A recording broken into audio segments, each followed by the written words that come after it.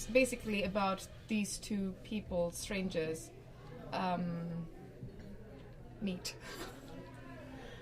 And things happen. And it just goes on a very different journey. And as Michael said, it's just trying to get to know these people, and the people trying to understand themselves as well, and try to find themselves in different situations and trying to survive. So the shoot was actually, a real process of submission. You kind of, Michael plops us in these environments, and you're kind of interacting with the city in its rawest state, or various parts of India, I should say.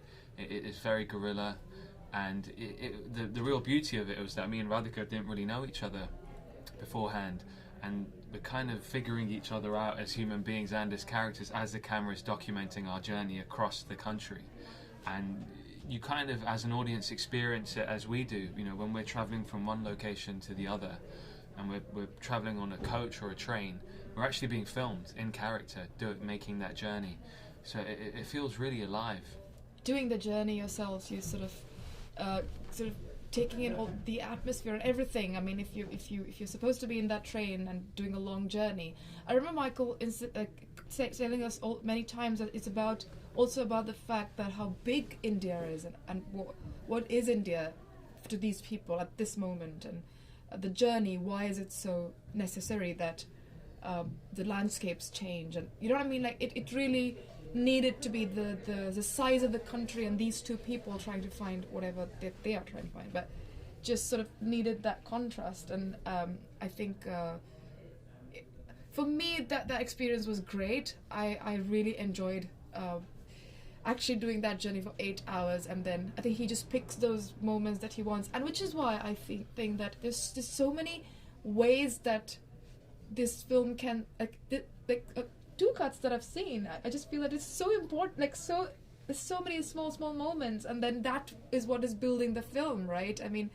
a small change can have a different meaning. It's great. Yeah, and to just jump on that, I've done a fair few films in India. You've done way more than I have. But you can go in with these big juggernaut film crews, and you really, actually, it stops you from really capturing the true essence of the places you're filming in.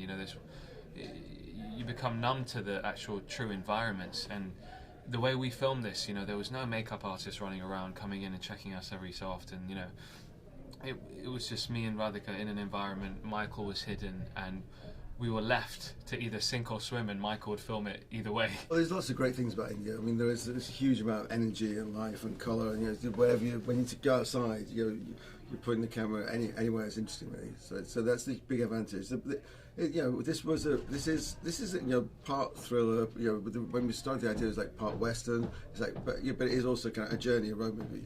So I mean, the challenge, obviously, the logistic challenges, which would be the same anyway, which is you're moving a lot. You got to plan, work to quite a tight schedule everywhere. I think it's a constant guessing game. When you think you've finally got the character pinned, all of a sudden everything's turned on its head, and you don't know who to trust or where the story's going to take it, and it can be a bold move that happens, or the smallest of looks that can completely shift the attention of the film, the focus and the intention. So it kind of, in its subtlety, is very, very powerful.